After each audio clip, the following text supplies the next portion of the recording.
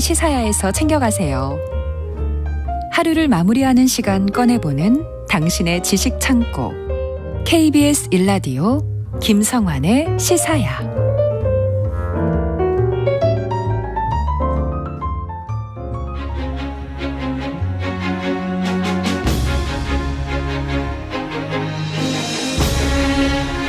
문화재청이 최근 강원도 고성 검봉사터를 국가지정문화재 사적으로 승격 지정했습니다.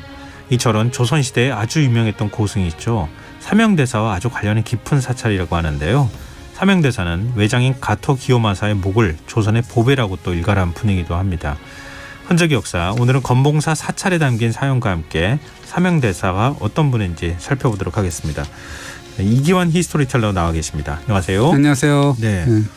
검봉사 해서 제가 깜짝 놀랐어요. 네. 검봉사 다 갔다 온 적이 있거든요. 저는. 예. 왜냐하면 한 30년 전쯤에 갔다 오고요. 네. 몇 년 전쯤에 갔다 왔는데 절이 너무 모양이 달라져가지고 깜짝 놀란 네. 경험이 있습니다. 네. 근데 이 검봉사터가 국가지정문화재라는 사실은 몰랐거든요. 네, 요번에 이제 뭐 지정이 됐는데요. 네. 그 원래 유서 깊은 사찰이죠. 그러니까 금강산 12,000봉이 이제 이렇게 이어져 있잖아요. 네. 지금 휴전선으로 끊겨 있는데 남쪽 끝은 향로봉 자락에 자리 잡고 있고 그 520년, 뭐 한 1,500년 전이죠. 그 고구려 여인인 고도령과 그 중국 사신인 위나라 아굴마사에서 태어난 아도아상이 창건했다는 이야기가 전해지고 그다음에 유명한 것은 또 연불만이래라 그래서 그것이 네. 이제 인구의 회자가 되는데 758년부터 787년까지 만일 동안 27년 5개월 동안 아미타불 연불을 외우던 수행승 31명과 향도 961명이 뭐 하늘로 올라가서 극락왕생했다 뭐 이런 기록도 있습니다. 그리고 석가모니의 진신사리를 모신 사찰로도 유명합니다. 역사적인 스토리가 굉장히 많은 곳이에요. 그렇습니다. 그럼 뭐니 해도 이제 그 검봉사를 빛낸 인물은 사명대사라고 할 수가 있죠. 예. 그 실록에 보면 선조와 광해군이 사명대사를 두고 평가한 내용이 있는데요. 네. 이 선조는 뭐라 그랬냐면 이 승장 유정이 사명대사 이름이거든요. 그러니까 승장 유정의 정예병이 외적을 죽이거나 사로잡는 공을 여러 번 세웠다. 특별히 파격적인 상을 내려서 당상관 즉 정삼품 이상의 직을 제수하라라는 명을 내리고 예. 그 아들인 광해군은 1610년에 사명대사가 입적을 하니까 애도의 메시지를 보내는데 그 승려 유정은 임진왜란 때 몸을 잊어버리고 난을 구하기 위해 뛰어들었으니 참으로 의승이라고 할 만하다.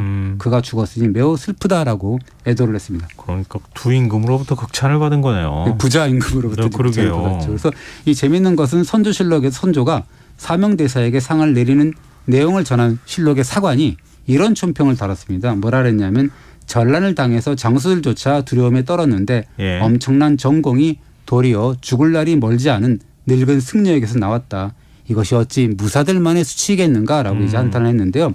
이 사관은 왜 그랬냐면 시운을 앞둔 그런 사명대사의 분투를 소개하면서 제목 하나 피하기 급급하고 두려움에 떨면서 변변히 창칼조차 휘두르지 못한 명망대신과 무사들을 싸잡아서 이제 비판을 한 거죠. 네.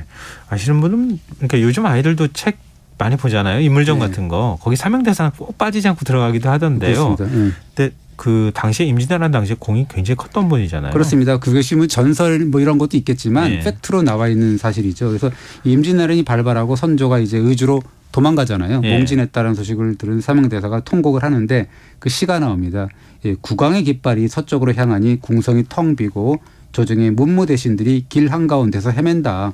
초이가 머리를 돌이키니 눈물이 그지없다라고 안타까워하는데요. 네. 이 초이라는 것은 이제 사명대사 본인을 당신을 가리키는 거고요. 그러면서 이 승려가 뭐냐? 나라와 백성을 등지고 세상 일을 잊어버리는 것이 그 승려의 도리는 아니다. 산중에서 마음을 닦는 선승의 참뜻은 결국 세상의 백성을 구제하는 것이 아니겠느냐라고 하면서 이 검봉사에서 이제 전국의 승려들을 설득을 해서 승병을 모았습니다. 그래서 그렇게 모집한 승병을 검봉사에서 훈련시킨 뒤에 검봉령을 넘어서 평안도 순안까지 천리길을 달려가죠. 그 나라가 위급할 때 산에서 도만 닦는 게 그게 승려의 역할은 아니다. 미덕은 아니다. 이런 그렇습니다. 얘기네요. 그래서 이 사명대사가 출사표를 던지는데 뭐라 그러냐면 외적이 백성을 어육으로 만들고 길가에 송장이 서로 베고 있다. 통곡하고 통곡하니 날은 저물고 산은 창창하다. 미인을 하늘 한 끝에서 바라보고 있네라고 하는데 이 미인은 선조임금을 가리킵니다. 선조임금은 전쟁이 나니까 외적이 침략하니까 도망갔잖아요. 그래서 썩 좋은 평가를 받지 않잖아요. 근데 사명대사 말씀은 좀 다르네요. 미인이라고 불렀죠. 예. 그 당시니까는요. 그리고 이 사실은 사명대사뿐만 아니라 이름 없는 백성들도 사실 의병의 기치로 모였잖아요. 뭐 사실 이렇게 착한 승려하고 백성들이 어디 있습니까? 그래서 이 사명대사가 1593년 1월에 벌어진 평양성 탈환 전투에서 큰 공을 세우는데요. 이 사명대사가 이끄는 승군은 명나라 군과 함께 모란봉의 적진을 향해서 진격해서 적병 2천여 명을 베었다라는 기록이 있고 그다음에 삼각산 인근의 노원평 그리고 우관동 전투에서도 큰 공을 세웠고 그래서 이 전공 때문에 덕분에 선조로부터 당상간의 상벌을 받고 아까처럼 이렇게 칭찬도 받고 그런 거죠. 네. 근데 사명대사는 왜군과 강화협성에서도 공을 세웠죠. 그렇습니다. 이 1594년 들어서 이제 전쟁이 소강 상태에 접어들고 예. 이 명나라와 외 사이에 이제 강화협상이 시작되는데 이 사명대사가 이 비장한 성서문을 올립니다. 주상께서 허락하신다면 다시 싸움터로 달려가서 외적을 몰아낼 것이고 혹시 사절단을 따라서 강화 회담에 나서라고 하면 네. 반드시 그 일을 성사시키겠다라고 이제 글을 올리는데요. 그래서 조정에서는 사명대사를 울산 서생포에 주둔한 가토 기요마사 진영에 보냅니다. 거기서 외가 명나라에 제시한 4가지 강화 조건을 알게 되는데요. 사명대사가. 네. 사명대사가 그걸 보고 깜짝 놀라죠. 어떤 걸 조건으로 제시했길래 그래요? 첫째는 뭐냐면 명나라 황녀를 일본의 후비로 삼을 것. 그다음에 명나라와 일본이 예전처럼 교린할 것. 그다음에 세 번째 네 번째가 중요한 건데 조선 땅을 떼어줄 것. 그리고 네 번째가 조선의 왕자 대신 12명을 인질로 삼을 것. 이라는 내용이었습니다. 말도 안 되는 조건 아닙니까? 그렇습니다. 이 앞에 두 조건은 사실은 뭐 명나라 일본 사이니까 뭐 예. 문제가 안 되고 우리하고 관계가 없고 뭐 세 번과 네 번째 조건이 말도 안 되는 거죠. 그래서 사명대사가 펄펄 뛰었는데요. 일본이 명분 없이 군사를 일으켜서 함부로 조선 땅을 짓밟아 놓고 이런 마당에 땅을 떼어달라는 게 말이 되는가. 그리고 조선의 왕자와 대신을 인질로 보낸다.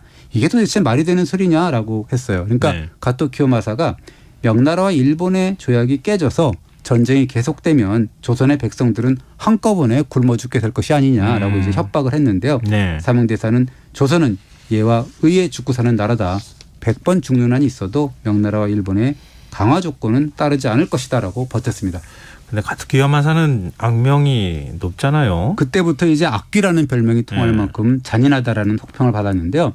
그런 가토도 사명대사의 당당한 태도에 감탄사를 연발했다라고 합니다. 가토가 내가 한경도에 있을 때 강원도 금강산에 귀한 스님이 있다는 말을 들었는데 지금 대사님이 바로 그분일 것이다라고 하면서 이렇게 만나뵈니 참 매우 다양한 일이다라고 했는데요. 예. 이 가토는 거기서 그치신 게 아니라 종이와 부채를 여러 갖고 와서 이 사명대사의 글씨를 종이와 부채에 이제 받아갔다라고 하는데 네. 사명대사는 가토에게 옳은 일이 아니면 이로움을 찾지 마라.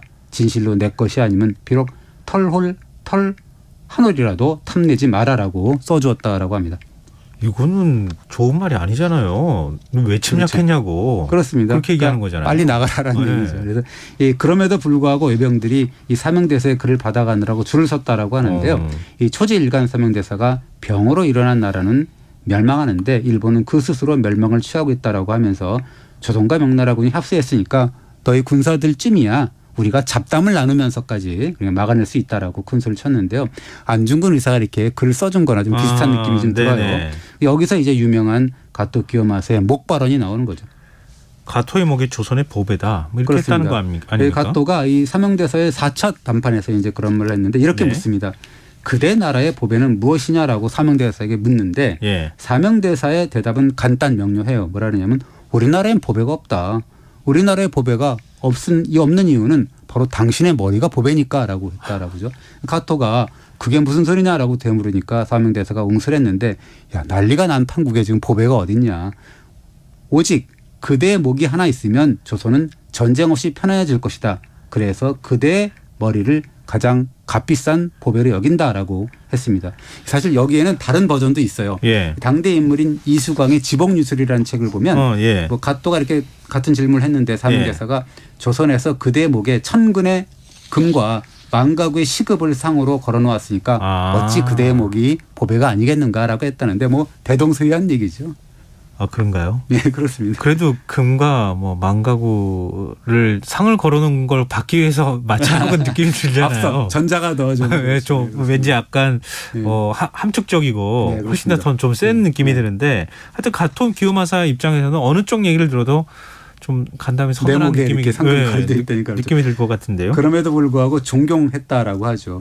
이런 뭐 이야기가 이제 들리니까 선조도 이제 크게 감업을 한 거죠. 예. 야, 유정은 스님인데 의병을 일으켜서 외적을 섬멸하는데 공을 세웠고 적진에 들어가서 적장과 단판을 짓고 있다. 이것은 사람으로서 하기 어려운 일이다. 예. 마땅히 후한 상급을 내려라라는 명을 내리고 심지어는 형세가 어려운 지금인데 그러니까 사명대사한테 그렇게 얘기를 하죠. 그대가 환속을 한다면 예. 정말 장관의 중임을 맡겨서 장소로 삼을 텐데 어떠냐라고 제안까지 합니다.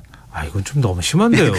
그렇습니다. 스님으로서의 역할을 하겠다고 나선 분한테 네. 아, 스님하지 말고 장수하죠. 이렇게 얘기하는 건 좀 그러니까 그렇지 않습니까? 어떻게 보면 결례인데요. 네. 근데 이제 얼마나 급급했으면 상황이 뭐 그런 말을 했겠습니까라는 생각이 들고요.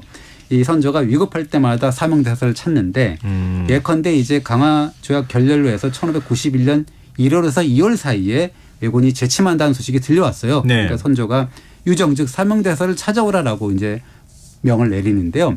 이렇게 얘기를 합니다. 유정은 지금 어디 있는가? 이 사람은 비록 중이긴 하지만 장수로 쓸만한 사람이다. 유정은 그리고 영남 사람이니까 영남으로 내려보내서 승군을 거느리게 하고 충성을 다하고 있으니까 후에게 대접해라. 뭐 이런 뭐 영을 내리죠. 그러니까 사명대사에게 무한 신뢰를 보낸 거네요. 그렇습니다. 이 전쟁이 끝난 뒤에도 그 사명대사의 사명은 이제 끝나지 않았다라고 볼 수가 있는데 네. 1604년이죠. 전쟁이 끝나고 외국 사신이 갑자기 서울을 방문하게 돼요. 그러니까 조정에서는 어쩔 줄 모르는 거예요. 우왕좌왕하고 그랬는데 네. 당시에 국정 최고기구인 비변사가 빨리 유정을 불러와야 된다. 그리고 역마를 빨리 보내십시다. 지금 같으면 승용차를 빨리 보내서 데리고 모시고 와라. 뭐 이렇게 예. 얘기를 건의를 하게 되는데요. 이 대목에서 이제 실록 기사를 쓴 사관이 혀를 끌끌 차는데 뭐라 그러냐면 네. 아니 세상에 조정에 얼마나 인물이 없으면 적의 사신이 오니까 어쩔 줄 몰라 하면서 하찮은 중, 그러니까 사명대사를 얘기를 하는 건데요. 이 하찮은 중의 손에 맡기겠는가. 나라 일을 도모할 자가 유정 한 사람뿐이라니 아 정말 마음이 아프다라고 이제 한탄을 하죠. 이게 사실이라서 더 마음이 아프네요. 뭐 우리가 요즘에 뭐 뼈 때리는 팩폭이라고 하잖아요. 예. 뭐 그런 게 아닌가 싶죠. 이 사명대사 외에는 사실은 일본과 당당하게 맞설 인물이 없었다라고 볼 수가 있는데요. 선조실록을 보면 그 이야기가 나옵니다. 그 유정 즉 사명대사가 왕년에 여러 차례 가토 기요마사의 진영에 드나들면서 가토와 협상을 벌일 때 큰 소리를 치면서 굴하지 않았습니다. 가토가 이를 매우 좋게 여겨서 매번 유정의 사람됨을 일본인에게 칭찬했다라는 거예요. 예. 뭐 이렇게 얘기를 하고요. 그 비변사에서는 뭐라 그러냐면 유정이 일본에 간다면 고승으로 지목되어서 외인들의 존경을 받을 것이다라고 했습니다. 적진에 가서 당당히 말할 수 있는 인물. 예. 사명대사 아니면 없었을 것 같은데요. 당대에는. 그렇습니다. 그래서 결국은 뭐 설왕설래 하다가 예. 이 사명대사가 이제 전후철이라는 막중한 책임을 지고 적지로 떠나는데 그것이 1604년 6월 22일이죠. 그래서 이 사명대사가 쓰시마를 거쳐서 6개월이 지난 다음에 도쿄에 닿았는데요. 예. 그 6개월 동안 소식이 없었어요. 그래서 굉장히 그 조정에서는 불안에 떨고 막 그랬다라는 이야기가 나오죠. 예. 그 사실은 이 사명대사 입장에서는 자꾸 보고를 하게 되면 이래라 저래라 하기 때문에 예. 차라리 그냥 말을 안 하고 있는 게 낫겠다라고 했다라고 그런 이야기도 있어요. 어쨌든 간에 이게 이 12월 27일 날 도쿄에 닿았다고 하는데요. 예. 스시마에서는 전후 처리 문제를 얘기를 했고 예. 일본 본토에서는 끌려간 포로의 송환 문제를 매듭짓는 굉장히 중차대한 업무를 맡았던 거죠. 예. 그러면서 일본인들이 사명대사를 보고 아, 저 스님이 설보화상이다라고 환영하면서 굉장히 존경을 했다라고 합니다. 설보화상은 어떤 의미입니까? 설보화상이 뭐냐면 말씀 설자 법의 보자잖아요. 예. 그래서 일본인들이 감히 가토 기요마사에게 내 목이 보배다라고 말한 스님이다라는 거죠. 네. 그런 표현에서 설보화상이라고 한 건데 일본인들이 뭐라 했냐면 보배를 그렇게 멋지게 설명한 사람이 어딨냐. 굉장히 존경스럽다라고 하면서 엄지손가락을 치켜 세웠다라는 건데요. 그러면서 이제 사명대사를 보면 이때 유력 인사 고승들을 또 교유하면서 시도 이렇게 써주고 글씨도 써주고 뭐 그랬다라고 합니다. 도쿠가와 이에야스를 만나서 강화를 성립시켜.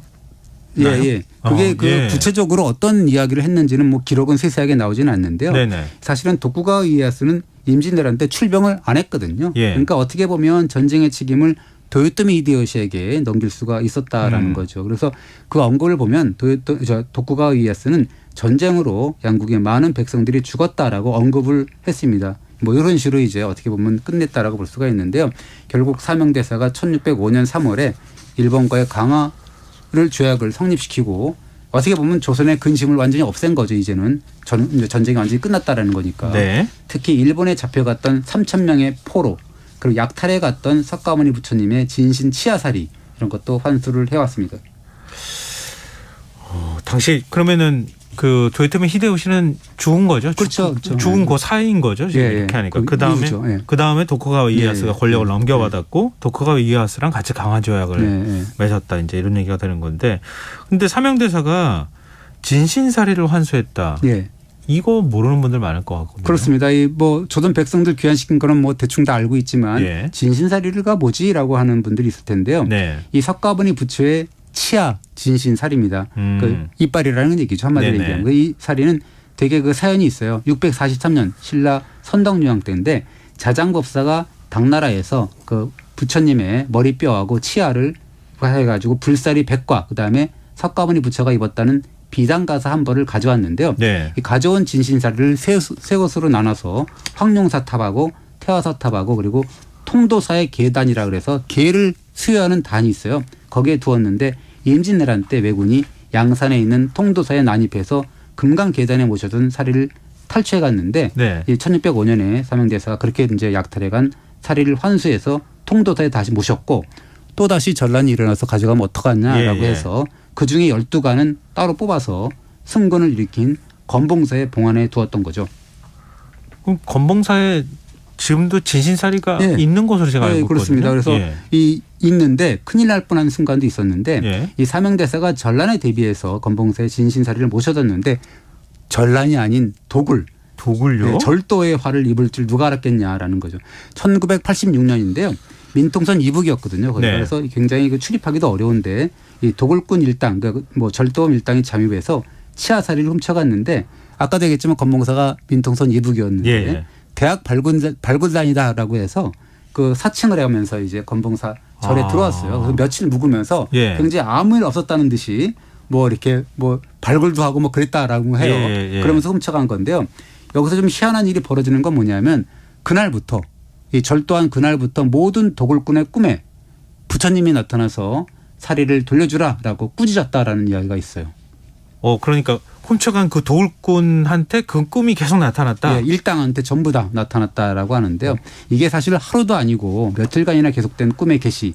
도굴꾼들이 불안에 떨기 시작해서 결국 견디다 못해갖고 한 달여 만에 그 서울의 한 호텔에 훔쳐간 사리 12가 가운데 8가를 놓고 달아났고 나머지 4가는 그 공범 중에 한 명이 가지고 도망가는 바람에 영영 이제 증발이 되고 말았습니다. 그래서 어쨌든 불자들은 부처님의 꾸짖음으로 일부나마 사리를 되찾은 이 사건을 불살의 이적이다라고 이제 칭하다고 합니다. 세상에는 말로 설명하기 어려운 일들도 있어요. 그렇습니다. 이 건봉사가 사실 순환을 많이 당했는데 지금 뭐 30년 만에 갔다 오니까 많이 바뀌었다라고 했잖아요. 네, 굉장히 많이 바뀌었더라고요. 그럴 만도 한 게 이 한국 전쟁 때 쑥대밭이 됐거든요. 건봉사가. 그러니까 1951년 5월 10일에 유엔군이 후퇴하던 공산군의 중간 직결지였던 건봉사의 무차별 공습 그다음에 한포 사격을 퍼붓는데요. 대웅전 지역의 모든 정각이 불타고 그래서 그 당시에 국보, 금리 화엄경하고 그다음에 그 불상, 향로, 뭐 철지팡이 해가지고 이 사명대사 유물들이 모조리 소실이 되고요. 전쟁 직전에는 이 건봉사가 640칸 정도 됐는데 그 건봉사 자체가 완전히 사라지게 되는 그런 불상사를 만들게 되죠. 그러니까 제가 30년 전쯤에 갔을 때도요. 그때도 절의 흔적이 거의 없는 상태였어요. 그런데 다시 방문했더니 절이 번듯하게 막 그 엄청나게 건물들이 많이 생겨가지고 깜짝 놀랐습니다. 이게 이제 그 역사가 재건된 이제 사실이라고 볼 수가 있는 거죠. 그러니까 어떻게 보면 이제 그런 걸 보면서 그 사찰은 사라졌었지만 어떻게 보면 이제 그 사명대에서 한마디는 계속 살아남은 거죠. 내 머리가 조선의 법에다라는 그런 일갈한 거. 그러니까 어떻게 보면 그것은 그 예전에 우리가 한번 이렇게 언급했던 그런 그 단판의 달인 있잖아요. 서희 장군, 세치어로 강동 6조를 이렇게 얻어낸 서희 장군을 이렇게 연상하는 어떻게 보면 사명대사가 불세출의 외교관이면서 정말 담대한 그런 외교를 이렇게 과시했다라고 볼 수가 있습니다.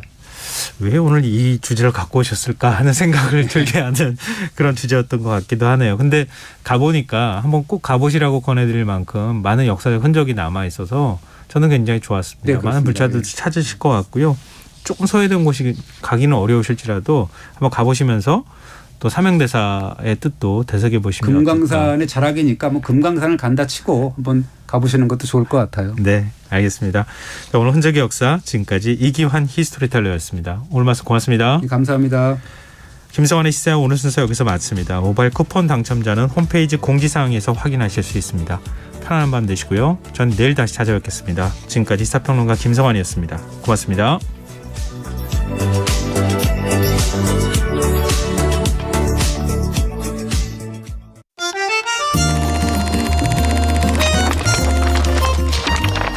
이다혜의 영화관, 정여울의 도서관. 안녕하세요. 영화에 대해 잡학다식한 대화를 나눌 이다혜입니다. 이다혜 영화관에서 이번 주에 이야기하는 영화는 1998년 영화 4월 이야기입니다.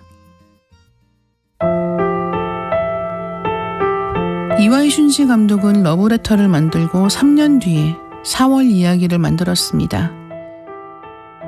대단한 제작 의도가 있다기보다는 방에 걸어두고 싶은 한 폭의 그림 같은 영화 정도로 생각하고 만들었다고 합니다. 이와이 슌지 감독은 영화에서처럼 고향을 떠나 다른 곳에서 학창 시절을 보냈다고 해요. 그가 대학 생활을 보낸 도시는 요코하마였는데요. 많지 않은 나이에 혼자서 생활 전부를 책임졌던 기억이 오랫동안 남아있었던 것 같습니다. 멋진 시간이었다는 추억이 있어서 그런 기분을 영화에 고스란히 담아내고 싶었다고 합니다. 마치 인생이 처음 출발하는 순간을 화면에 담고 싶었다는 거예요. 영화 4월 이야기는 우즈키가 새로운 도시에서 대학 생활에 적응하는 내용을 골자로 하고 있습니다. 특별한 사건은 없다고 할 수 있지만 잔잔하게 깔려있는 미스터리가 하나 있어요. 우즈키는 왜 고향을 떠나 먼 도시의 대학에 진학하게 된 것일까요? 특정 대학에 진학해야 했던 이유가 있을까요? 이와이 슌지 감독이 한국에서 이름을 알린 영화는 바로 러브레터인데요. 이 영화가 한국에서 워낙 선풍적인 인기를 끌면서 4월 이야기가 개봉했던 때 러브레터 분위기를 떠올리고 극장에 간 관객들은 실망하기도 했어요. 그도 그럴 것이 러브레터가 멜로드라마와 반전을 기막히게 녹여내 이야기를 완성했다면 4월 이야기는 시작만 있고 끝은 없는 이야기거든요. 하지만 그런 점이야말로 4월 이야기를 4월 이야기답게 만드는 힘이 아닌가 합니다.